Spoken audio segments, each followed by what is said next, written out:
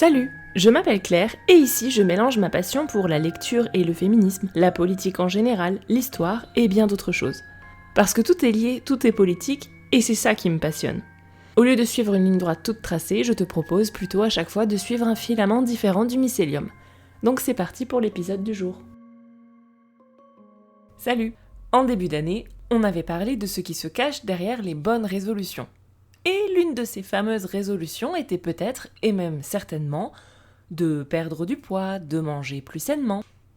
Et maintenant, c'est l'été, et tout semble nous rappeler que, on n'a pas tenu ces résolutions, ce qui n'est pas étonnant, mais pas d'inquiétude, plein de gens ont plein de trucs à nous vendre pour ça. Donc aujourd'hui, on va parler grossophobie et culture des régimes. Et pour ça, je suis accompagnée de Juliette du podcast Reset ton assiette, qui est un peu plus experte que moi sur ces sujets. Donc je vous laisse avec notre discussion. Aujourd'hui, on se retrouve pour un épisode un peu particulier puisque je suis accompagnée de Juliette et avec elle, on va parler d'un sujet qui est la grossophobie, un sujet qu'on a trouvé assez approprié vu l'été et comme les régimes sont à la mode, on va un peu leur taper dessus pour changer. Donc déjà, est-ce que pour commencer, Juliette, si tu veux te présenter? Oui, bien sûr. Merci de me recevoir, Claire, sur ton podcast. Du coup, moi, je m'appelle Juliette. Je suis thérapeute féministe spécialisée dans le rapport au corps, le rapport à l'alimentation. Et du coup, j'ai un podcast aussi qui s'appelle Reset ton assiette. Et donc, je parle de ces sujets-là, de grossophobie, de culture des régimes, de TCA aussi, tout ça, parce que j'accompagne des femmes notamment à se délivrer un peu des injonctions qu'on a sur le corps, sur l'alimentation, et à manger intuitivement, tout ça. Donc, voilà, c'est un vaste sujet. Voilà. Oui, et c'est vrai quand j'avais un peu écouté ton podcast, même quand on n'est pas en train de parler de régime, des fois on a l'air d'être en train de parler d'autre chose et en fait le régime est caché derrière un buisson, c'est très très insidieux. C'est pour ça que Exactement. on n'en fera pas le tour aujourd'hui, mais on va faire une introduction parce que c'est vrai que j'en ai encore jamais parlé ici. Et pour être transparente, la raison pour laquelle j'en ai jamais parlé, c'est parce que j'ai moi-même une bonne dose de grossophobie internalisée et que je me sentais pas très à l'aise d'en parler. Mais bon, c'est pas comme tu l'avais dit, on n'a pas besoin d'attendre d'être parfaite sur le sujet pour en parler. Donc je situe mon point de vue. Oui, oui, bien sûr. Et moi, je pourrais rajouter que, voilà, en tant que thérapeute quand même euh, mince, blanche, tout ça, je pourrais préciser. Mais voilà, du coup, je parle en tant que personne pas forcément concernée par la grossophobie systémique, mais voilà, en tant qu'allié et voilà, qui connaît bien ce sujet quand même. Oui, et comme on va le voir, parce qu'on va commencer en parlant un peu de l'histoire des critères de beauté, Mhm. pour qu'une femme soit victime de grossophobie, il n'y a pas non plus besoin d'être... Enfin, ça arrive Non. très vite, on va dire ça comme ça. Ouais. Est-ce que tu as envie, ouais, qu'on commence par ça, un peu l'histoire de la minceur? Est-ce que la grossophobie, ça n'a pas toujours, c'est pas universel ni objectif, quoi. Donc peut-être commencer par ça. Ouais, bah disons que, alors si on peut refaire un petit historique vraiment succinct, parce que sinon ça sera très long, mais en gros, disons que la grossophobie déjà, alors ça je l'avais lu aussi dans le livre de Lorraine Malka, Mangeuse, enfin c'est son livre qui est sorti il y a pas longtemps, et elle disait qu'en fait, la grossophobie, déjà, c'est depuis l'Antiquité, en fait, qu'on a déjà quand même ce truc de corps gros, bon, c'est pas très bien, entre guillemets, et pas forcément d'un point de vue santé, mais d'un point de vue qualité morale, etc. Notamment, il y a eu tout un historique de, tu sais, un peu comme, tu vois, quand il y avait beaucoup de traités un peu racistes, tu vois, qui disaient, bah voilà, les corps noirs sont forcément le racisme et la grossophobie, c'est hyper lié, en fait, mais on en reparlera. On en reparlera, ouais. Ouais, voilà. Mais du coup, il y avait aussi de ce genre de traité aussi pour la grosseur, quoi. Que si on était gros, Mhm. voilà, c'est des traités de physionomie, on appelle ça. Ouais. Donc ça remonte à bien plus longtemps que ce qu'on pense. Et sinon, si on parle un peu de plus de, disons, de culture des régimes, un peu grossophobie plus assumée. Déjà, grossophobie, il y a pas mal, notamment au début du 19e siècle, tu vois, Ouais. avec tout ce qui est aussi même les discours, quand ça commence à faire, à aller vers les discours hygiénistes, tout ça, par rapport au corps, etc., à cette époque-là. Que ce soit même, voilà, même 20e siècle aussi, début du 20e. On arrive progressivement sur cette lancée-là. Après, il y a eu toutes, disons, enfin, comment, je réfléchis à comment l'articuler. Notamment, en fait, c'est déjà les des années 1920, typiquement, que on parle d'IMC un peu plus. Donc déjà, il y a cette classification quand même des corps plus gros, tout ça. Donc ça, c'était avec Adolphe Quetelet, donc c'est ouais, plutôt 19e, 20e. Ensuite, il y a eu aussi Weight Watchers, ce genre de choses qui ont commencé à venir dès les années 50, 60 déjà. Et en fait, les cures des régimes, souvent, on la situe vers les années 70-80. Tu vois, c'est là vraiment on est dans le pur avec les régimes qu'on connaît, qui sont assez drastiques, on va dire, les années 80, tout ça Oui. voilà. Et d'un point de vue par rapport au terme grossophobie, donc on en parle plus, notamment dans les années 2000, tu vois, notamment même en France. Le terme grossophobie est théorisé en France par Gabriel Dédier, donc avec son ouvrage On ne n'est pas grosse, donc c'est aussi hyper récent en fait.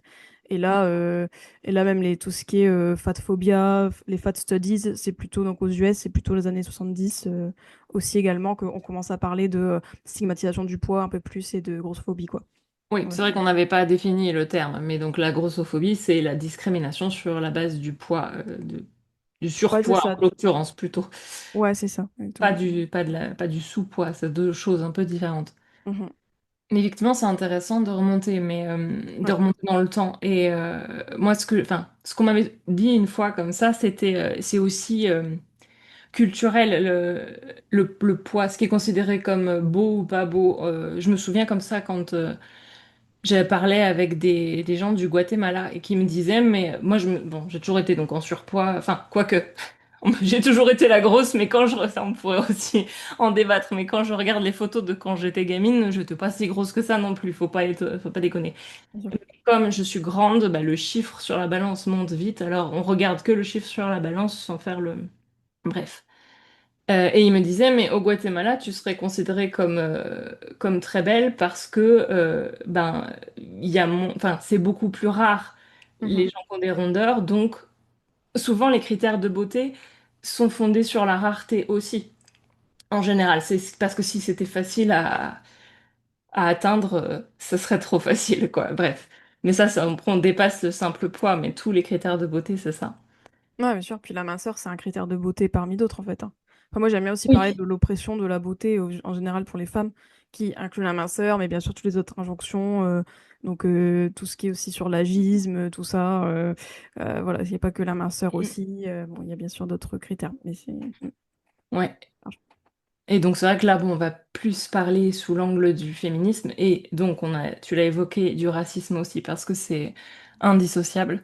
D'ailleurs, comme d'habitude, on mettra des sources en description pour les gens qui ont envie de creuser. Et c'est vrai qu'il y a pas longtemps, j'ai lu un livre, je crois pas qu'il soit traduit, mais justement, qui parle des origines raciales de la grossophobie.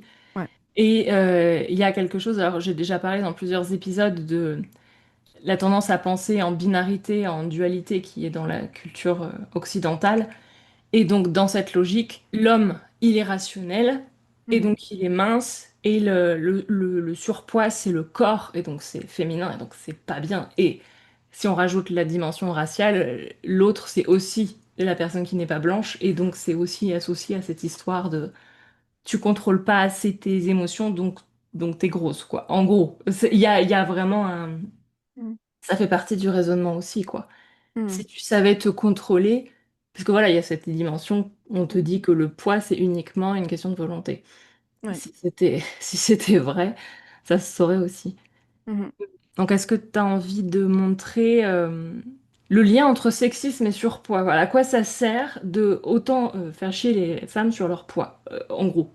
Mhm. Ouais. Simplifiant, D'ailleurs, je pourrais redéfinir aussi la culture des régimes, notamment. si tu veux. Mais bon, je pense qu'en expliquant ça, forcément, ça va faire le lien. En fait, disons que tout ce qui est le contrôle du poids, tu vois, notamment via la culture des régimes. Donc, la culture des régimes, si vous voulez, bon, en gros, c'est un peu le.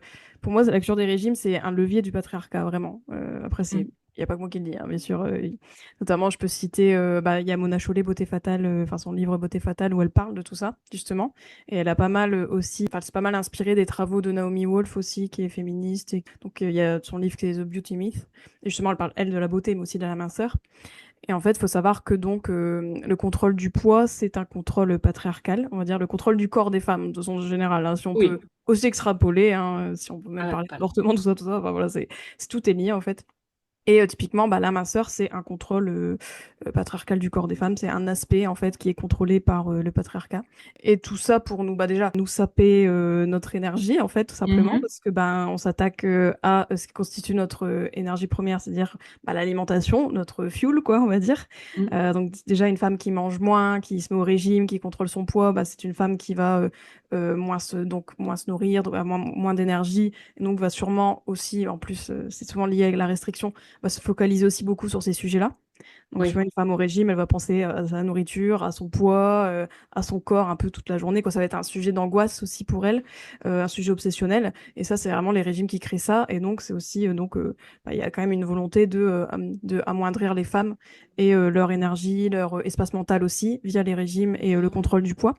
Mhm. Ensuite, je dirais que par rapport à tout ça, il y a déjà donc cette énergie. Il y a aussi bien sûr bah, la place des femmes aussi. Ça, c'est aussi repris dans le livre de Mona Chollet, c'est-à-dire que bah, littéralement les femmes, on les incite à prendre de moins en moins de place dans la société de base, mais aussi même Oui, tu parles physiquement. corporellement.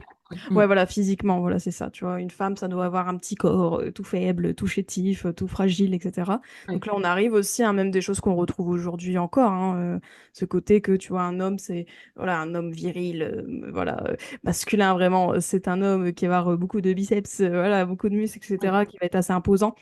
Tandis qu'une femme, à l'inverse, bah, c'est une petite chose à protéger, et puis il faut qu'elle reste bien dans sa maison voilà, en mode domestication, quoi. Donc voilà.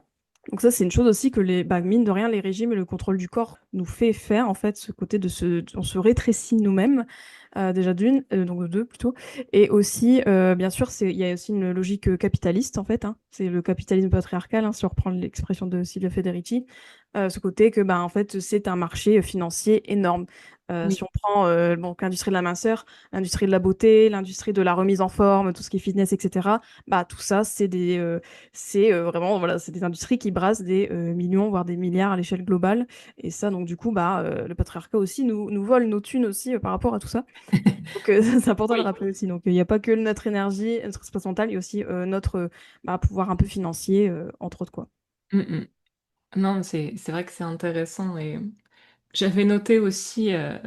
Donc, tu as dit pas prendre de la place physiquement, corporellement, mais aussi au sens figuré, ne pas faire de l'ombre à son mari. Il est un peu le cliché. Ouais, On reste c'est dans les ça. clichés. Oui, oui, de toute façon, il suffit de voir les hommes qui sont très insécures quand une femme est plus grande qu'eux ou ce genre de choses. Enfin, tu vois, il y a vraiment quand Oui, même ce truc de les hommes doivent être plus grands et plus forts et les femmes doivent être petites et et toutes oui. faibles, quoi. On va dire toutes fragiles.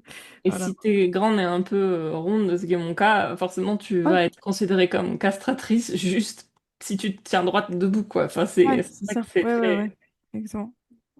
Que je voulais aussi, j'ai dit un mot qui est peut-être pas hyper clair. Je préfère Mhm. toujours définir, on sait Ouais, jamais. ouais, même plutôt des Euh, régimes, je pourrais te finir si vous voulez. j'ai parlé tout à l'heure de grossophobie intériorisée et en fait toutes les discriminations sont aussi Ouais. intériorisées. Et je pense que c'est intéressant qu'on s'arrête Mhm. un peu sur ce concept que c'est pas juste, enfin, la discrimination vient de l'extérieur, mais au bout d'un moment, à force de l'avoir entendu, Mhm. enfin, on se surveille toute seule en fait. Moi, Bien je sûr. sais que quand j'ai beaucoup entendu quand j'étais petite, elle a un bon coup de fourchette, machin, même les surnoms tout affectueux qu'ils étaient très, enfin, étaient grossophobes aussi.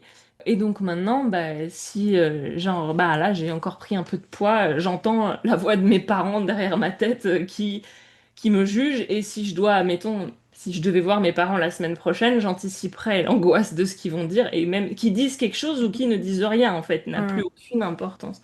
Mhm.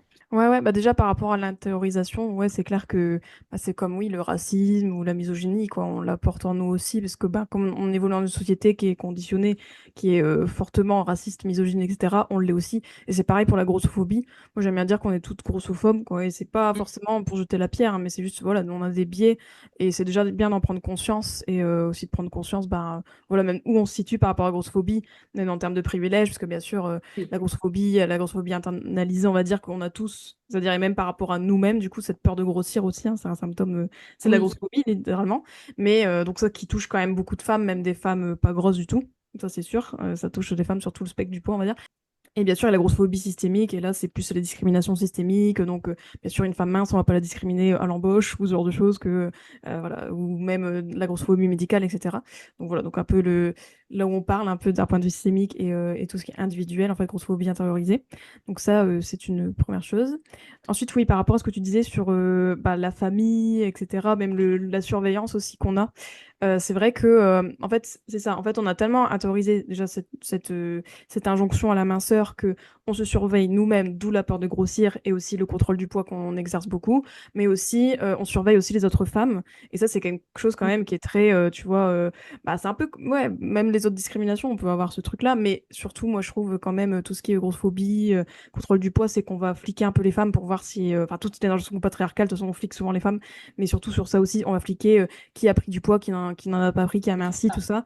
Et Et du c'est coup, on les va. femmes entre elles aussi, parce que quand on Ouais, dit le exactement. patriarcat, il y a un raccourci qui est fait, pas, Ouais, c'est d'où il vient, mais patriarcat égale homme. Alors, ouais, oui, mais non, en fait, c'est un ouais, peu voilà, plus c'est ça. compliqué que c'est plus nuancé que ça, effectivement. Exactement. Personne qui a gobé le logiciel, et bah, c'est par défaut, il est installé, en tout cas en Occident, il est installé chez tout le Ouais. monde peut tomber dedans si on fait pas gaffe, quoi. Oui, c'est ça, exactement. Ouais, voilà. Et donc, du coup, ouais, fort de ça, on est aussi, nous, des soldats du patriarcat, consciemment ou inconsciemment, même par rapport au corps, tu vois, même. Mm, En fait, mais c'est ça aussi, hein, c'est ça qui renforce une norme, en fait. Quand il y a une norme, il y a une surveillance et il y a une punition, en fait. Et c'est ce qu'on voit oui, aussi dans d'autres aspects, même si je peux extrapoler sur l'épilation, ce genre de choses, en fait. On flique les autres femmes, et si elles se conforment pas, on va leur dire, en fait. Et c'est ça qui renforce la oui, norme, en fait. C'est ce côté-là, surveillance, mais aussi la punition qui même, tu vois, la grossophobie systémique, pour moi, c'est des punitions entre guillemets. C'est-à-dire, en fait, on se dit, bah, il faut à tout prix que tu évites d'être gros parce que regarde, on va te discriminer, on va te rejeter. Et il y a même des oui. femmes qui mettent leurs enfants au régime sur cette base-là, tu vois, en se disant, bah, je veux pas que tu sois rejeté à l'école, donc je vais te mettre au régime. Et alors, pour faire un parallèle, c'est comment t'étais habillé, c'est il y a toujours cette Exactement. responsabilisation de fais attention, Et- sinon ce sera de ta faute si on se moque de toi. Ouais, Non, jamais. Mais en fait, c'est quelque chose qu'on entend, comme tu dis, pour toutes les discriminations.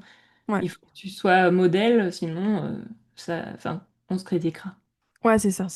Voilà, si tu t'éloignes un peu de la norme, bah, attention à toi, quoi. Et c'est ça. Et t'as raison sur le côté que c'est quelque chose de très, bah, ouais, la famille, tu vois, typiquement, c'est quand même une instance de la grossophobie. Et bon, après, voilà, c'est la socialisation, hein, qui nous fait ça, hein. Oui, C'est son primaire et secondaire. Son primaire, c'est forcément tout ce qui est, bah, voilà, notre famille, notre entourage proche. Et la grossophobie n'échappe pas, de ces cercles-là, tu vois. Et c'est vrai que, oui. moi, je le vois aussi chez mes clientes. Tu vois, typiquement, il y a beaucoup de femmes qui ont eu une escalade du poids, notamment à cause des régimes, hein, parce qu'il faut rappeler, Mm, hein, que les régimes font grossir, en fait, aussi. Et donc, ça, c'est aussi un grand sujet.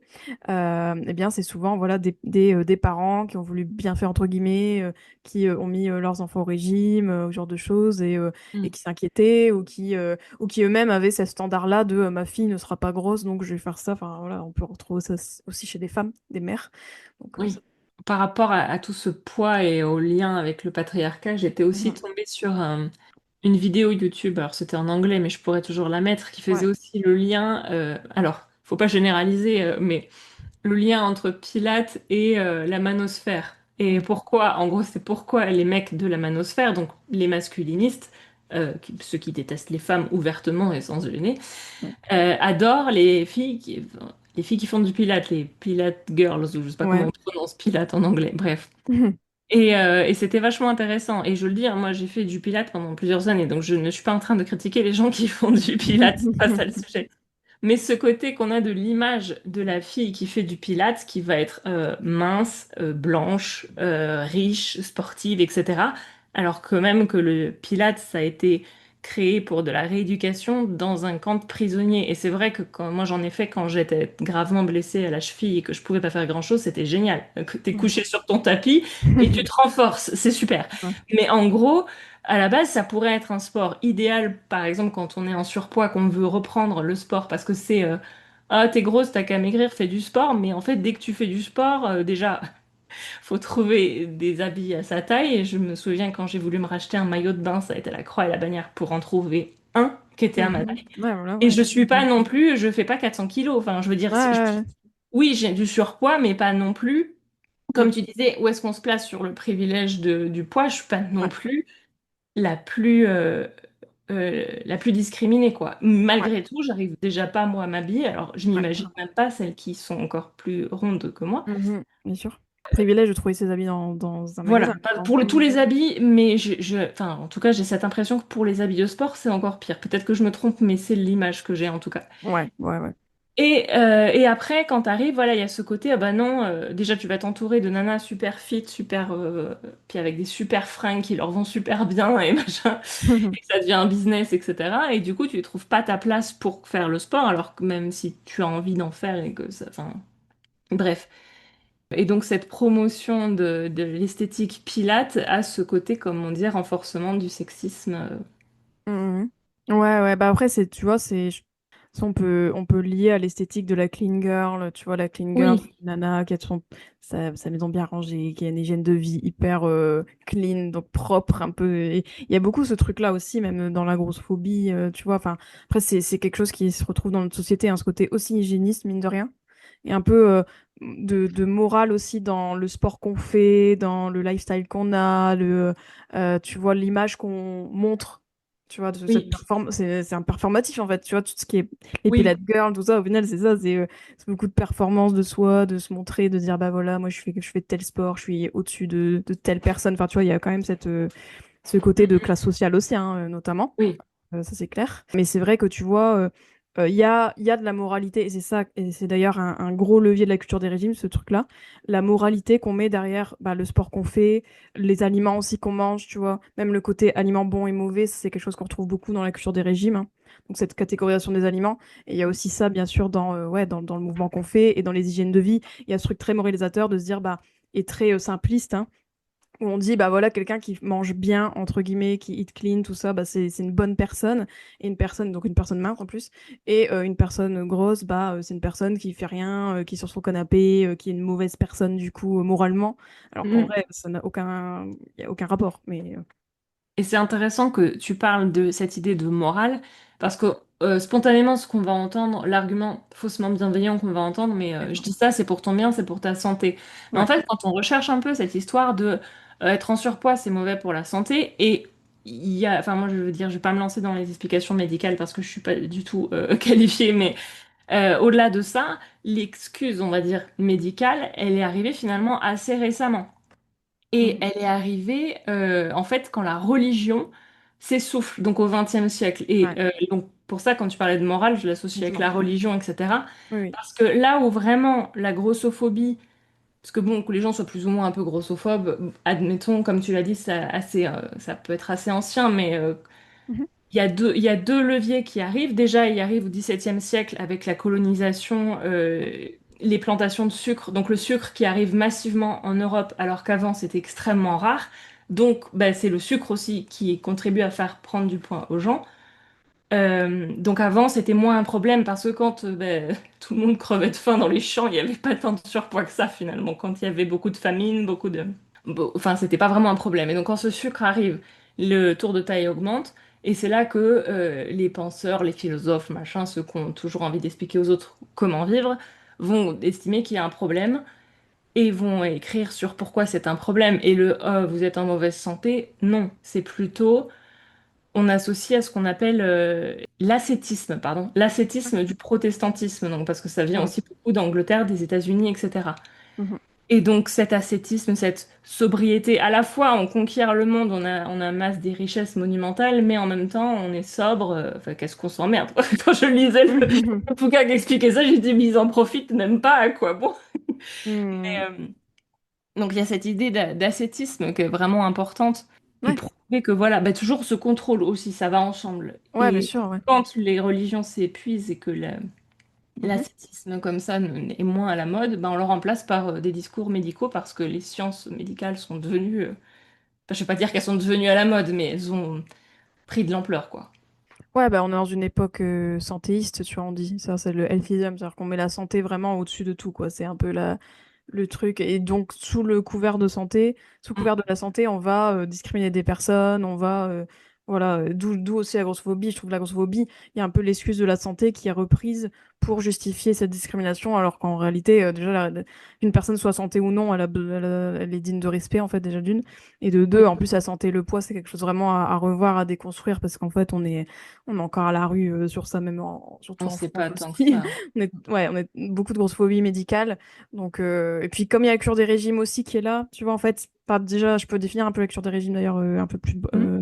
poussé. La culture des régimes, c'est le système de croyance qui promeut la minceur et le contrôle de son alimentation. Pour ça, je disais la catégorisation des aliments, ça revient de la culture des régimes. Même le côté, tous les discours, justement, quand tu parlais du sucre, je trouve que le sucre, c'est vraiment un aliment hyper diabolisé actuellement, tu vois. Bah ça, c'est aussi quelque chose qui est quand même lié à la culture des régimes aussi, et notamment, c'est très grossophobe en plus, ce truc-là, parce qu'on voilà, on dit, bah, il y a des aliments qui font prendre du poids, alors qu'en vrai, il n'y a aucun aliment qui fait prendre du poids en soi, mais on joue sur la peur des gens, justement, de grossir, etc. Et donc, c'est comme ça on vend certains régimes et certains aussi, certaines évictions aussi, etc. Mais voilà, mais du coup, Éviction, euh, tu veux dire des choses qu'on mange pas, c'est ça? ouais, c'est ça. Tu sais, on va dire, bah, tu vois, le sucre, typiquement, ah, les défis sans sucre, les trucs comme ça, tout de suite, c'est la mode Hmm. un peu de se dire, je vais tenter de manger moins de sucre, mais en fait, c'est ça aussi qui, des fois, qui crée des TCA derrière, parce qu'en fait, tu vas enfin, se restreindre d'un aliment consciemment comme ça, alors qu'on n'a pas de raison, entre guillemets. Oui. Et tu vois, d'avoir un peu cette logique aussi de je veux faire que mon poids baisse aussi en faisant ça, etc. Bon, bref, tout ça, bah, c'est très à risque de TCA et c'est souvent tu vois, ce qu'on observe. Trouble du comportement Ouais, voilà, alimentaire. troubles du comportement alimentaire, troubles des conduites alimentaires. Et ça, d'ailleurs, même les TCA, c'est quand même quelque chose, tu vois, comment dire. Pour moi, alors, pour moi, les TCA, c'est très lié à la grossophobie. Parce que je suis persuadée que s'il y avait moins de grossophobie, il y aurait moins de TCA. Hmm. Parce que les TCA, tu as quand même une grosse partie. Alors, je dis pas que tous les TCA sont donc causés par ça, par la cure des régimes, bien sûr que non. Mais il y a quand même une énorme partie qui est quand même, bah, voilà, qui se nourrit de la grossophobie. Et souvent, beaucoup de gens, d'ailleurs, se lancent dans des régimes ou des pratiques similaires, hein. Quand je dis régime, c'est plus large, hein. C'est même les rééquilibrages alimentaires, etc. Je les mets dedans. Et tous ces gens qui se lancent dans ça, c'est beaucoup parce qu'ils sont en insatisfaction corporelle, en fait. Et l'insatisfaction corporelle, c'est quelque chose qui est alimenté par notre société patriarcale et capitaliste, hein, parce qu'il y a un marché Oui. derrière, et d'où la minceur, hein. La minceur, c'est genre top un des, des raisons de pourquoi on est insatisfait de notre corps, quoi, je dirais, avec d'autres critères que j'avais dit tout à l'heure. Mais ouais, mais du coup, sans grosse phobie, il y aurait bien moins de TCA, ça c'est sûr. Et c'est vrai que ça doit être bien alimenté par toutes les technologies, que ce soit les réseaux sociaux, parce qu'on se voit beaucoup plus. Et Ouais, on voit des gens qui, voilà, qui choisissent ce qu'ils vont montrer, comme tu disais, la clean girl, clean ouais. girl, pardon, tout à l'heure. Et alors que bah, quand tu marches dans la rue, les gens ils ressemblent à rien, enfin, c'est des gens normaux, quoi. Tu... Ouais, ouais, c'est ça. Bah, en fait, il y a la diversité corporelle qui existe dans la nature, en fait, tout simplement. Et justement, on essaie de nous faire croire que c'est pas le cas, tu vois, et que c'est un corps gros, c'est forcément que ton corps est mauvais, j'en sais rien. Alors que non, c'est juste que bah, on est divers, tu vois. Il y a des gens petits, il y a des gens grands, il y a des gens gros, il y a des gens minces. Enfin, c'est pas, tu vois, gros n'est pas un gros Oui, mot aussi, tu vois, en plus. oui, non, c'est vrai. Que je trouve, enfin, je pense, je suis pas la seule à le penser non plus, mais Oui. avec l'IA, ça ne fait que s'aggraver parce qu'il nous crée des corps qui n'existent même pas. Alors avant, c'était photoshopé, mais maintenant, c'est carrément on le crée de base. Et il y a ce discours aussi qui, moi, m'agace, c'est ah ben, en tant que créatrice de contenu, comment tu fais pour te démarquer avec l'IA qui inonde tout le monde? Bah, c'est facile, il suffit de se montrer, se filmer, se prendre en photo et tout ça. Comme ça, tu montres que tu existes pour de vrai. Bah oui, mais vous êtes bien gentil, mais si on a déjà de base des complexes à se prendre en photo, Mhm. et après il faut les publier sur les réseaux sociaux, moi je sais qu'autant j'ai fini par m'habituer à ma voix dans le micro, mais les Ouais. photos, ben non, j'y arrive toujours pas. Et ben Mhm. du coup, je fais quoi? Je me fais violence ou alors je passe pour une IA parce Mhm. que je me montre pas. Et Ouais. il y a aussi, du coup, ça favorise toujours les mêmes. Et c'est là aussi quand on dit, alors j'aime pas quand on parle de privilège de beauté, parce que c'est plutôt en fait un capital, parce que c'est, Oui. enfin, je parlais d'agisme pendant je sais pas combien d'épisodes, donc je vais peut-être Ouais, pas me ouais. répéter, mais c'est cette beauté finalement qui est plutôt de la vingtaine, enfin, elle reste Mhm. pas très longtemps, et enfin, c'est Mhm. pas forcément une mauvaise chose, mais c'est comme ça. Donc c'est plutôt un capital Mhm. de beauté et pour le poids c'est pareil, mais c'est Ouais. toujours si on n'a pas le capital de base, c'est comme pour le reste. Ouais, ouais, bah après, c'est vrai qu'on est une société de l'image, hein, déjà, et puis c'est vrai que les réseaux sociaux, enfin, aggravent même, hein, les TCA, ce genre de choses, hein, on le sait, hein, que plus on passe de temps dessus, plus je sais plus c'était quoi la stat, mais c'était assez énorme, Mhm. quoi. Genre, c'est vraiment corrélé au nombre d'heures que tu vois ton risque de Ah oui. TCA, limite il est corrélé au nombre d'heures que tu passes sur TikTok, quoi, c'est hallucinant. Et puis après même les algorithmes sont faits aussi pour promouvoir les contenus, même les contenus TCA, tu vois, on arrive très vite Ah oui. tomber dans des contenus même assez hardcore par rapport à ça. Mais je te rejoins sur le côté que bah, en effet, vu que c'est des algorithmes de toute façon qui mettent en avant voilà, les contenus en général, les algorithmes ils sont codés aussi pour mettre en avant des personnes minces, des personnes blanches, des personnes qui Oui. se montrent aussi, tu vois, le corps en fait.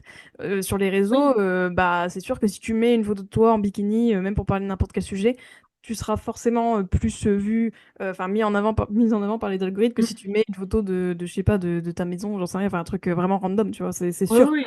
Et t'as raison que, en effet, bah, je pense à ce capital beauté, comme tu dis, c'est clair que bah, le capital de si tu te rapproches des normes de beauté ou non, ou si tu te conformes un peu plus, bah, c'est sûr que ça peut nous desservir ou nous servir, quoi. Et c'est sûr qu'il y a une inégalité aussi dans comment les contenus sont mis en avant et à l'ère du personal branding, ça peut bien sûr handicaper, c'est clair. C'est clair. Et j'avais déjà parlé dans un autre épisode de podcast de pourquoi les représentations c'est important. Et, Mhm. et Ouais. c'est le cas aussi parce que bah, que ce soit les réseaux sociaux, mais les médias, les films, les séries et compagnie, même les musiciennes qui vont être promues, Mhm. enfin, on voit Ouais. l'extrême maigreur est très à la mode. Et Ouais. c'est des gens qui sont malades et c'est pas possible. Enfin, ils arrivent à peine à mouvoir sur scène, mais on va considérer que c'est une norme de beauté. Enfin, au bout d'un moment, c'est plus possible, quoi. Et on arrive après à plus savoir à quoi ressemble une personne normale. Et ça m'avait frappé. Donc, je fais du jeu de rôle. J'avais créé un personnage comme ça, une humaine. Et donc, je la passe à un joueur qui avait pas de personnage pour jouer. Et donc, c'était marqué, j'avais mis 1m75, 85 kilos. Voilà, en plus, on imagine, c'est l'aventurière qui marche beaucoup. Donc, elle est un peu sportive, enfin, bien musclée, tout ça. Oh là là, le morceau, je sais plus comment ils l'ont sorti, qu'en gros, c'était une barrique, quoi. Et Ah j'étais, oui. oh, elle serait plus grande que moi et 10 kilos de moins que moi. Excuse-moi, mais non, elle serait pas une barrique. Elle serait juste normal, quoi. Mais en fait, on sait plus. On se focalise, comme je dis, on se focalise sur le chiffre. 85, c'est beaucoup. Bah, quand tu fais 1m75, non. Ah oui, Si tu faisais 1m60, peut-être, et encore, j'ai du mal à me le représenter. Mais bon, bref. ouais, Justement, puis on sait même, pas. ouais, tu vois, C'est pas. c'est tout, quoi. C'est clair. Ouais, ouais. Bah, en plus, c'est clair que la représentation, c'est ça qui est dommage, enfin, et c'est ça dont la culture du régime se nourrit, hein, ce côté qu'on n'a pas assez de représentation aussi, enfin, c'est fait exprès, hein, qu'on n'ait pas assez de Oui. représentation de diversité corporelle, de femmes grosses, de femmes noires, de femmes, voilà, de tout âge même, enfin, voilà, tout ça, forcément, il y a enfin, euh, les personnes représentées, c'est les personnes qui correspondent aux standards de beauté, aux normes, etc. Et puis plus ça se rapproche des standards un peu irréalistes, mieux c'est, quoi. Donc c'est Oui. forcément eux qui ont de la place en fait, alors que en fait la représentation ça nous aiderait à avoir une meilleure image corporelle. Tu vois, tous les travaux sur l'image corporelle montrent bien que si on diversifie notre feed Insta ou j'en sais rien, ou qu'on nous-mêmes on s'expose à la diversité, bah ça nous permet d'avoir moins d'insatisfaction corporelle, parce que l'insatisfaction corporelle est vraiment nourrie de l'exposition à l'idéal de beauté. Et Mhm. c'est vrai que tu parlais donc, enfin, pour les femmes noires, elles sont être encore plus Mhm. victimes de grossophobie parce qu'il y a une Ouais, intersectionnalité, hein, comme on l'a ouais. dit. Et il y a en plus des méta-études qui montrent que, alors, l'IMC, pareil, je trouve ça un peu ridicule comme, comme mesure, Oui, surtout oui, non, pour une l'IMC, personne. c'est totalement absurde, quoi. Et- mais bref, à IMC égale, une femme noire aura Mhm. j'arrive pas à formuler la phrase, mais aura une meilleure santé. En gros, il faudrait un Ouais, IMC beaucoup plus élevé pour avoir les problèmes qu'une femme blanche va avoir. Mais ouais. on va juger, c'est le même IMC pour tout le monde. Ah Enfin, oui, oui. c'est Michael Jordan ou je parle du basketteur Ouais. parce que j'ai fait du basket. Je parle pas de l'acteur, ça me perturbe du coup. Michael Jordan ou Mimi Mati, c'est la même formule. Comment c'est possible que ça marche?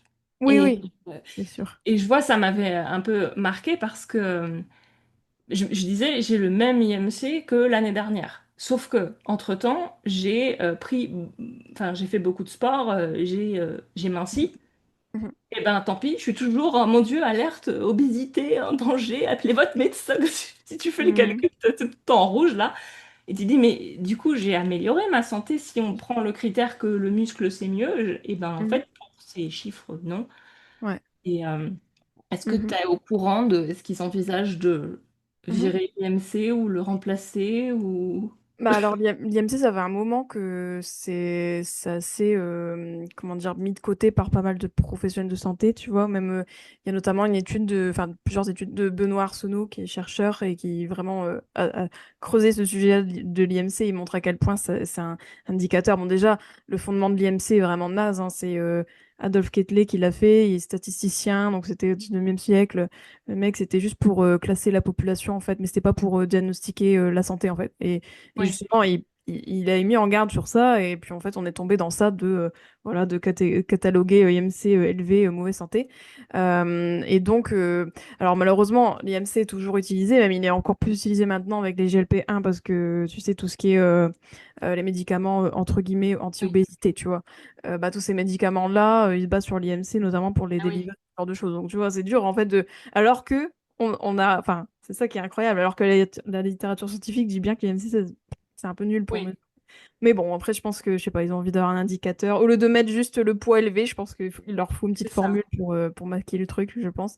Et Bref. toujours dans le livre que j'avais lu, donc Ouais. Fearing the Black Body, elle Oui, expliquait à la base, donc c'était aux États-Unis, le livre parle, est ouais, centré sur les États-Unis.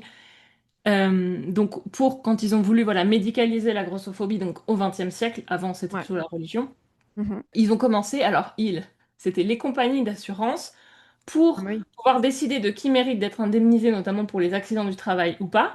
Donc là, on sait que dès qu'on est dans compagnie d'assurance, on est sur du gros médical bien sérieux. Je suis ouais. sarcastique. Et donc, ils avaient fait des tables de poids et de taille. Et après, ça avait été repris par les médecins. Bah oui, voilà. Sans... Donc, les Mhm. études, les machins. Non, bah non, pourquoi faire? Oui, c'est ça, c'est Et au comme bout les d'un moment, médecins. ils se sont dit, bon, c'est un peu embêtant, et donc il faudrait un truc. Donc ils ont dit, bon, on va prendre l'IMC, comme tu dis, Ouais, ouais. reprendre une invention du 19e siècle, en attendant de trouver mieux. Et elle expliquait aussi qu'au début, pour les préconisations de qu'est-ce qui constitue l'obésité, il y avait des valeurs différentes pour les hommes et les femmes. Ouais, Parce qu'effectivement, il y a des masses grasses différentes. Enfin, ouais. Oui, les oui, on femmes a. ont plus de masse grasse que les hommes. En plus, c'est ça aussi, on Ouais, attaque la ouais, ouais, puis le les pas gras. distribués pareil, tout ça, oui, c'est clair. Une femme, et là on parle bien sûr de 6 femmes Oui. parce que c'est encore moins bien, déjà que c'est pas bien étudié, mais c'est encore moins bien étudié dès qu'on sort de la binarité. Mhm. Donc voilà, à la base, il n'y avait pas le même IMC pour tout le monde, et maintenant, si, tout le monde a la même enseigne. Et quand on dit militer pour le féminisme, c'est pas forcément militer pour l'égalité, et on n'est pas à égalité sur ce genre de choses, bah, c'est un bon exemple. C'est C'est plus clair. compliqué que ça. Mhm. Mais ouais, ouais. Mais après, c'est.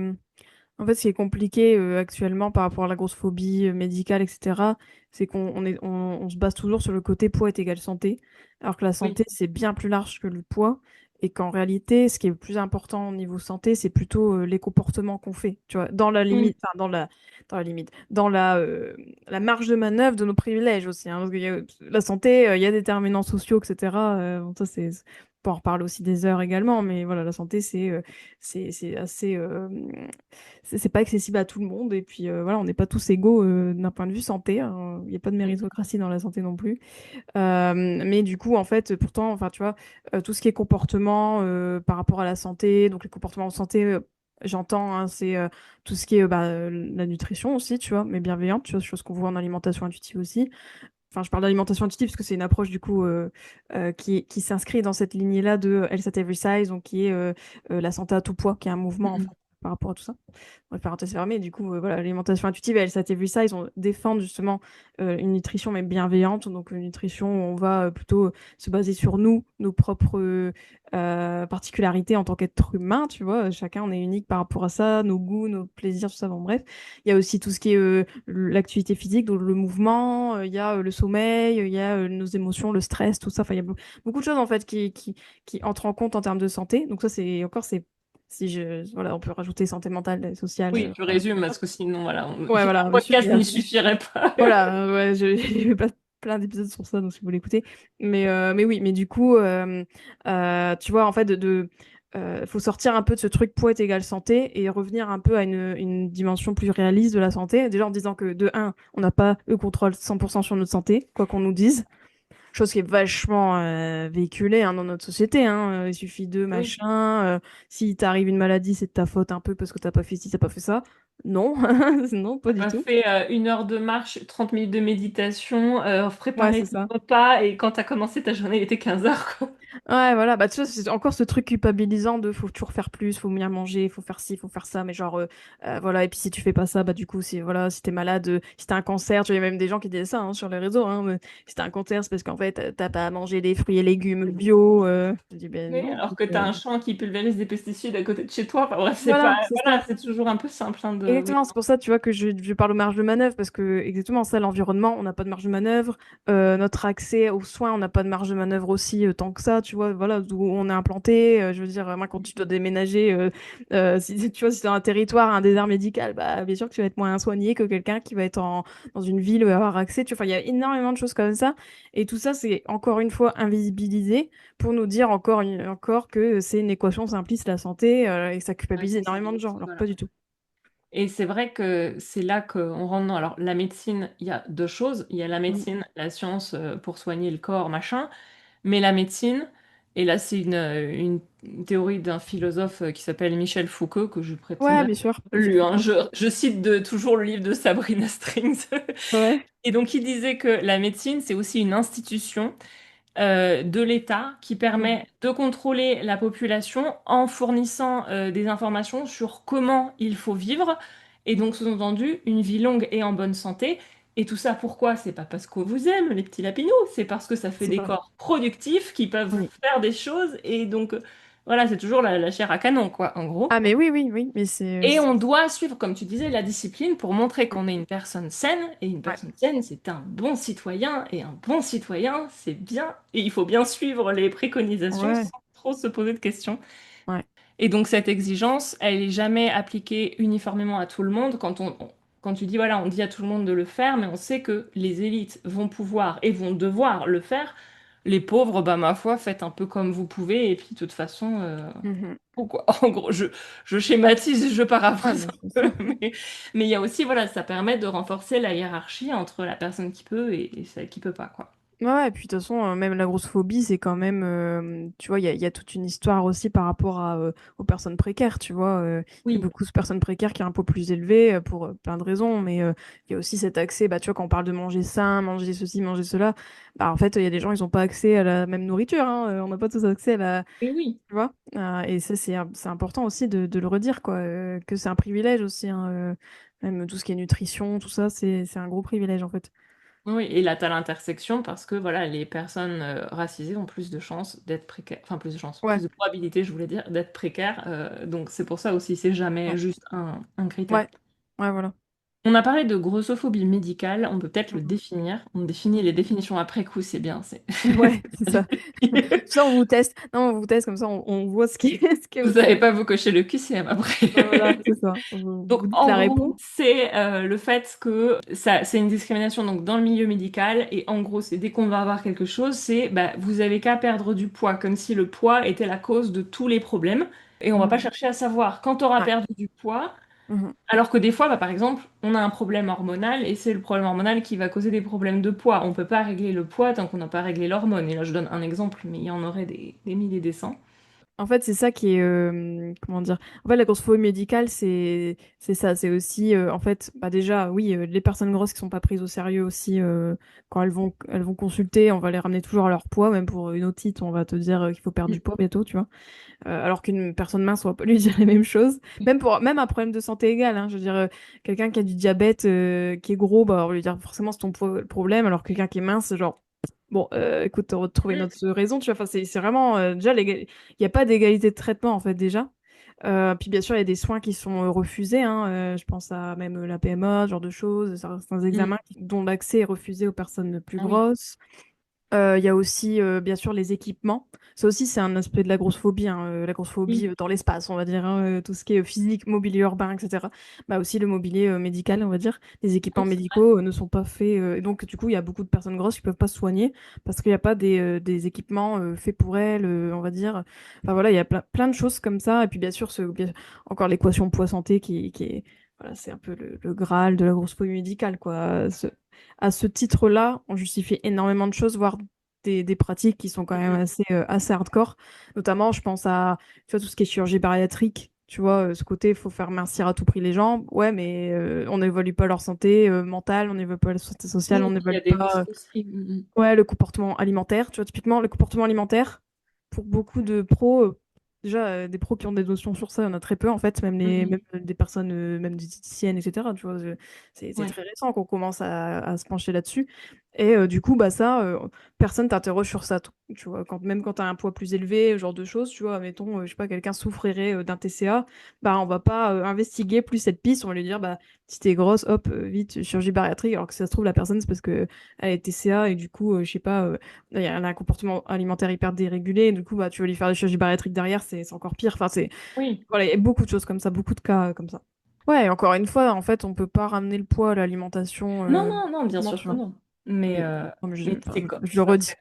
Non, non, mais Mais- c'est ça. Je crois qu'il y avait une étude, il y avait 150 facteurs d'obésité, quelque chose comme ouais, ça. ouais, ouais, ouais, c'est ça, il y a plus de 200, je crois. Ouais, c'est ça. Ouais, Donc enfin, peut-être, enfin, en fait, ouais, ce sont les ces déterminants, c'est comme tout déterminant, tu vois, quand on prend les oui, déterminants de la santé, il y en a énormément, déterminants du poids aussi, en fait. C'est oui, des choses oui, qui sont bien plus complexes que un truc de l'équation, en fait. C'est pour ça qu'il faut toujours se méfier des discours très simplistes sur la santé, et tu vois, oui. Et qui j'ai sont... encore lu c'était un post, c'était une diététicienne qui a réparé dans mon feed alors que j'avais rien demandé, mais bon, c'est la Ouais. période des régimes, qui expliquait que, mais non, mais de toute façon, on en revient là, il faut qu'il y ait moins de calories qui rentrent que ce qui sortent. J'étais, mais on en est encore là en 2026 à compter les calories. Déjà que les calories, c'est pas. C'est pareil, c'est une expérience quoi, du 19e siècle, je crois. Alors, Mhm. quand il y a 19e siècle dans une phrase, faut tout de suite se méfier. C'est sérieux. Faut se dire, ouais, Où ça remonte un peu, quoi. on avait brûlé des aliments, mesuré la chaleur qu'ils dégagent. Et donc on estime, c'est ça la calorie, et c'est ça qu'il faut compter. Mais enfin, le corps fait pas que brûler les aliments, enfin, il Ouais, les puis on n'est pas il les même ça sur... transforme. Même, tu vois, sur ça, on n'est pas égaux, en fait. Enfin, il y a des gens, ils vont Oui, métaboliser différemment certains aliments, tu vois, il y a des gens qui vont brûler plus aussi. Enfin, voilà, c'est... Enfin, vraiment, même le truc de calories, c'est une grosse douille, parce qu'en fait, c'est tellement... En Mhm. fait, Ah oui, oui, c'est sûr, dans ton petit monde de chiffres, peut-être que c'est sympa, mais dans la réalité, c'est pas... C'est pas... En fait, c'est... Il Et a- même, tu vois, on parle typiquement calories d'une pomme, tu vois. Bah, oui, calories d'une pomme, ça dépend de ta pomme, où elle a été récoltée, est-ce qu'elle est grosse, est-ce qu'elle est... Enfin, est-ce que elle a été... je sais pas, enfin, bref, tu vois, c'était tout ce qui est agriculture derrière, voilà, comment elle a été produite. oui, Enfin, oh, il y a tellement de choses qui expliquent sur l'environnement, machin. Enfin, et du coup, ta pomme, elle a pas la même calorie que, tu vois, même deux pommes égales, elles ont, enfin, égales. Genre, t'aurais pris deux pommes dans le même rayon, elles oui, auraient même pas le même. Enfin, c'est pour ça que c'est un peu oui, n'importe quoi. oui. Non, c'est tellement, comme dit, tellement simpliste et Ouais, c'est ça, c'est quelque chose, bon, tu peux pas, non, c'est pas hyper fiable, quoi. Donc, Mm. et puis ça serait. Voilà, après, je pense qu'on est obsédé des chiffres dans tous les cas. De toute façon, ça, c'est quelque chose qu'on peut voir aussi, même dans tout ce qui est santé, hein. Ben, on le rattache au côté, la vision des sciences qu'on a Ouais, en Occident, qui est le rationnel, ouais, le le mesurable, chiffre, le et c'est quanti. rassurant, et c'est C'est ça. factuel, et c'est bien, on peut On le peut contrôler. mesurer. Voilà. Si on peut le mesurer, on n'est pas obligé de te croire. Et ça, bon, j'en parle depuis le premier épisode du podcast, donc c'est pas nouveau. Et il y a ce côté, voilà, on veut. Alors les chiffres, c'est bien, mais ça doit jamais empêcher d'écouter les gens, enfin, d'écouter Ouais. les expériences de vie, quoi, à côté. Ah oui, oui, même la santé, ça peut pas être résumé à des chiffres. Rien que la santé mentale et sociale, c'est pas, tu vois, c'est des aspects de la santé, hein, reconnus par l'OMS, dont Mm, personne. Et encore, la santé mentale, on en parle un peu plus, mais bon, la santé sociale, j'ai l'impression que ça passe. Mais tu vois, ça, typiquement, c'est beaucoup de ressentis personnels, tu vois. Et je pense que l'être humain, on est bien plus complexe que des sommes de chiffres, ça, c'est sûr. Enfin, mm, mm. c'est Et oui, oui, clair. mais c'est flippant de vouloir voilà, mettre les gens en chiffres et puis après, comme ça, on peut les mettre dans des outils informatiques. Ouais, voilà, ouais, sur ce Et- truc-là de la data. Mm. J'ai l'impression qu'on a fait le tour. Est-ce que tu as d'autres choses que tu auras envie d'ajouter? Donc, on pourrait encore en parler longtemps, mais c'est vrai que quand on dit, voilà, on a parlé là de grossophobie médicale, etc., mais quand on dit ce qu'il faut comprendre aussi avec cet aspect, ah, c'est mauvais pour la santé d'être en surpoids, que ce soit vrai ou non, ne va pas être le débat du jour, mais en fait, c'est souvent une fausse excuse. Comme je disais au début, une fausse bienveillance. En Mhm. fait, on s'en fout du poids, on veut te contrôler et aussi renforcer une hiérarchie donc entre les gens Mhm. qui sont minces et ceux qui sont pas minces, mais il y a aussi voilà, cette histoire de hiérarchie blanc, noir. Mhm. Et ça revient au lien entre grossophobie et racisme, et il y en a toujours eu. Et un des stéréotypes grossophobes, on n'a pas trop parlé de l'angle des stéréotypes, mais on aurait aussi pu faire ça, c'est qu'on associe le surpoids à la paresse, et c'est une faiblesse, notamment une faiblesse donc de caractère. Et la minceur, c'est lié à la force de caractère, à l'intelligence, etc. Et c'est donc notamment les fameux philosophes des Lumières. Il faudra un jour que je fasse une vidéo là-dessus pour un petit peu recontextualiser les Lumières. Trop manger nourrit des pensées irrationnelles. Et Mhm. comme voilà, on l'a dit, la rationalité, c'est l'homme blanc, ça se voit dans le physique. Mhm. Et il y a aussi ce stéréotype raciste, donc, de la paresse, qui est Mhm. associé aux personnes noires. Ouais. Pareil, ça vient de nulle part. Il fallait juste justifier a posteriori pourquoi on est allé les coloniser, les esclavagiser, etc. Il a fallu rétrospectivement le justifier, donc on a inventé des idées comme la paresse, et la paresse serait mal, alors qu'en fait, pas forcément. Et donc, il y a voilà, cette intersectionnalité surpoids, racisme sur la paresse aussi. Mhm. Aussi, oui. Mhm. Important à rappeler. Ouais, Alors que tu pas vois, du on tout. parlait de religion tout à l'heure, tu vois. Oui. Même le côté manger sain, tout ça, on l'a dit, c'est lié à la morale et la religion, mais c'est vrai qu'il y a ce truc de, tu vois, typiquement, la gourmandise, c'est un péché, tu vois, c'est un péché capital. Oui, Enfin, des péchés capitaux, un péché capital. C'est quand même quelque la chose. paresse aussi. Ouais, voilà, tu vois. Pour, Oui, ouais, il y a vraiment une origine aussi par rapport à ça, religieuse, mais ouais. Et par rapport à ce que tu disais, c'est vrai que, bah, tu vois, même moi, je trouve l'avènement du fitness aussi actuellement. C'est vraiment un produit du capitalisme, tu vois, parce que vraiment, on doit montrer la performance, la performativité sur nos corps, tu vois, notre corps, il doit être productif, et la minceur, c'est ce truc-là, en fait. Un corps mince, c'est un corps productif qu'on arrive à bien contrôler, oui, c'est aussi cette notion-là. oui, c'est vrai. Alors que si t'es ultra maigre et toujours en train de te contrôler, je doute que tu sois plus productive à la fin, mais bon, Bah ouais, ouais, c'est ça. Bah ouais, mais ça, du coup, c'est pour les femmes, ça. ça, c'est la logique a déserté. Ouais, voilà, il y a des paradoxes aussi. Par rapport à la grossophobie aussi, il y a, bah, tu vois, quand je disais tout à l'heure que gros, c'est pas un gros mot. C'est Oui, d'ailleurs le livre de, je crois que c'est Daria Marx, hein, qui a fait ce livre-là, il me semble. Parce que même, tu vois, même l'utilisation du mot surpoids, oui, moi j'ai un peu du mal avec ce mot parce que déjà surpoids, c'est genre, pourquoi c'est au-dessus de quel poids en fait? Sachant que tu oui, vois, oui, chaque personne, tu vois, en fait, c'est quoi oui, c'est vrai. le poids de la société, c'est, tu vois ce que je veux dire? Donc déjà, Mm, c'est un peu flou. Et puis j'ai l'impression qu'on dit aussi ce terme pour pas dire gros. Tu vois. Et tu verras que mm, la plupart des gens, et ça c'est vraiment notre biais grossophobe, c'est que comme on pense que le gros c'est un gros mot, vraiment, oui. c'est une insulte en fait, et c'est une insulte en plus. Mais tu vois, on devrait justement, après, c'est de reprendre ces mots-là et de dire non, mais on peut appeler un chat. Si t'es gros, bah c'est pas méchant, entre guillemets. Ça, c'est... Ce qui est méchant, c'est la grossophobie en fait qui fait que, dans l'idée. Oui. Finalement, Mais c'est du comme coup, vieux, c'est ouais. pareil, quoi. Ouais. Oui, c'est ça. Mais tu vois, on évite de. Enfin, même quelqu'un qui va être gros, on va pas lui dire. Enfin, une femme grosse, on va dire elle est ronde, elle est pulpeuse, elle est ceci, Mm. elle est curvy et machin. Alors que ça veut dire non, mais on peut appeler un chat, tu vois. Elle est Oui. grosse. Voilà, après, oui, il y a des gens plus gros et des gens moins gros, mais c'est tout. Et il y a rien de mal, entre guillemets, à dire ça. Et ça, c'est aussi un aspect de la grossophobie, en fait, tu vois. Non, t'as raison. Mais j'avoue que je dois plaider coupable, je suppose que. Ouais, non, non, non, mais après, Non, c'est. mais c'est T'inquiète. vrai que c'est les choses auxquelles on est tellement, on baigne tellement dedans que. Ouais, c'est ça, tu vois, et il y a ça, et puis même le terme obésité, tu vois, même de dire des personnes obèses, ça Ouais. c'est aussi, tu vois, déjà après l'obésité, c'est aussi un grand sujet hein, de débat du terme, de la classification, tout ça, la maladie en tant que telle, entre guillemets. Mais tu vois, même ça, c'est, tu vois, enfin, moi je préfère dire bah, des personnes grosses ou des personnes très grosses, tu vois, et pas de leur accoler un truc, parce que même si, admettons, on part sur le principe que l'obésité c'est une maladie, dans ce cas-là, toi, tu vois des gens, tu leur mets des jeunes maladies, tu les appelles avec une catégorie de maladie, tu vois. C'est comme si tu verrais quelqu'un de Alors que t'en maigre. sais rien, quoi. Ouais, c'est comme si quelqu'un de maigre, tu dirais, oh, le cancéreux, bah, tu sais pas, tu vois. Si c'était ça, enfin, tu vois ce que je veux dire. Oui, oui. Et je trouve qu'il y a encore ce truc-là aussi, parce qu'on n'ose pas dire, bah, c'est tout, arrêtez de dire personne obèse, dites personne grosse, très grosse. À la rigueur, si vous voulez classifier dans ce truc-là, Si c'est mais nécessaire. Si c'est ouais, nécessaire, parce que ouais, déjà. tu vois, et voilà, et en plus, à quoi ça sert, tu vois. Mais oui, mais c'est ça aussi, on retrouve beaucoup ça, donc ça a Mm, des mm. quoi faire aussi, je pense. Non, mais c'est vrai, t'as raison, le vocabulaire, c'est jamais, enfin, jamais incidental, non. Donc je crois qu'on a fait le tour de ce qu'on voulait dire aujourd'hui. On va vous mettre, si vous voulez creuser, bon, il y aura bien sûr, on va redire tes liens après, on va vous remettre quelques comptes militants, notamment sur Instagram, donc militants anti-grossophobes. Moi, je vais vous proposer 2 lectures que j'ai lues parce que je recommande jamais les livres que j'ai pas lus. Donc, il y avait Fearing the Black Body qui fait donc le lien entre grossophobie et racisme de Sabrina Strings.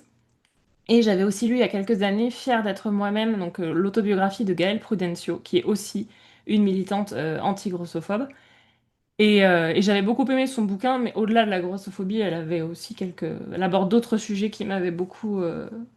beaucoup parlé. Donc voilà. Mhm. Et toi, je sais que tu avais aussi des lectures que tu voulais proposer. Oui, par rapport à la grossophobie médicale, il y a Monter d'abord sur la balance de Aline Thomas, qui est cofondatrice de l'association La Grosse Asso. Donc ça aussi, c'est un bon ouvrage pour comprendre un peu les tenants et aboutissants de la grossophobie médicale. Bien sûr, hein, j'avais parlé de Mona Chollet, Beauté fatale, qui est un bon ouvrage aussi pour comprendre la cure des régimes, enfin, le lien avec le patriarcat. Et donc, après, il y a The Beauty Myth aussi de Naomi Wolf, mais dont Mona Chollet se sert beaucoup dans son bouquin. Elle parle aussi de Mangeuse de Lorraine Malka, qui est d'ailleurs, Lorraine, je l'ai reçue sur mon podcast, Reset ton assiette. Mais du coup, c'est un livre aussi qui explore le rapport à l'alimentation des femmes, donc c'est hyper intéressant aussi. Euh, Après, je peux préciser aussi, j'ai parlé d'alimentation intuitive, s'il y en a qui veulent creuser justement, elle parle pas mal de grossophobie, donc les deux diététiciennes américaines qui ont créé l'alimentation intuitive, qui s'appellent Evelyn Tribole et Elise Reich, du coup.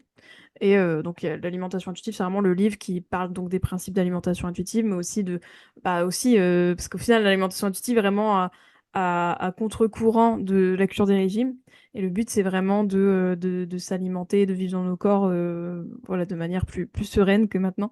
Et donc, ça fait vraiment ouais, c'est à contre-courant de la grossophobie aussi, parce que justement, l'alimentation intuitive, ça se base beaucoup sur aussi les recherches sur une approche non pondérocentrée. Donc, c'est Health at Every Size. Tu vois, quand je parlais de Health at Every Size tout à l'heure, la santé à tout poids, qui est un mouvement, ça aussi, je pourrais le redéfinir, mais en fait, c'est pas que un mouvement. À la base, c'était un mouvement aussi assez militant, mais qui s'est adoubé, on va dire, de pros de santé qui ont rejoint aussi Oui. ce mouvement, tout ça. Enfin, ça se base vraiment sur de la science, en fait, des études scientifiques qui montrent que bah, c'est mieux de aller vers une approche non pondérocentrée de la santé, parce qu'au final, les gens améliorent leur santé plus facilement que l'approche pondérocentrée qu'on a aujourd'hui. Voilà, et donc l'alimentation intuitive et cette Every Size, c'est vraiment très lié. Donc voilà, d'ailleurs, un des piliers de Health at Every Size, c'est justement de appliquer l'alimentation intuitive, manger intuitivement, parce que ça aussi, ça améliore la santé sans forcément faire baisser le poids. Donc, Oui. voilà, donc s'il y en a qui veulent creuser alimentation intuitive, Health at Every Size, mais bien sûr, du coup, le livre de l'alimentation intuitive qui est un peu la Bible pour mieux comprendre, et donc elles reviennent sur la grossophobie, etc. aussi. Ouais, super. Et donc, comme compte militant, tu nous avais proposé Corps Cool, La Ouais, Grosse Asso, Fat Ethnographie et Grabuge. ouais, il y en On a mettra de bien toute d'autres façon aussi. en description. Oui, ouais. Et pour toi, où est-ce qu'on te retrouve si on veut approfondir l'alimentation intuitive? Alors, bah, vous pouvez me retrouver déjà sur mon compte Instagram de la Skiche. Je suis pas mal active. Il y a mon site de laskiche.fr où il y a mon blog aussi où j'ai pas mal d'articles. J'ai une newsletter aussi féministe si ça intéresse. Je fais des accompagnements également individuels et de groupe sur le rapport alimentation, rapport au corps. Enfin, sur un point de vue, sous un point de vue féministe, bien sûr, sur un prisme féministe. Et bien sûr, j'ai mon podcast aussi, Reset ton assiette, voilà, qui est une bonne encyclopédie aussi pour tous ces sujets. Bah, merci beaucoup d'être venu nous parler. Et Merci. à tout le monde, je dis à bientôt pour le prochain épisode. Voilà pour le filament du jour. Si tu as des questions, des suggestions ou envie de papoter, on peut discuter sur Instagram ou par email. Tu peux soutenir le podcast sur Tipeee, ce qui m'aidera à couvrir mes coûts, oui, acheter des livres, mais aussi des croquettes pour mes 5 chats. Et sinon, tu peux lui mettre 5 étoiles pour aider d'autres à le découvrir. Merci beaucoup!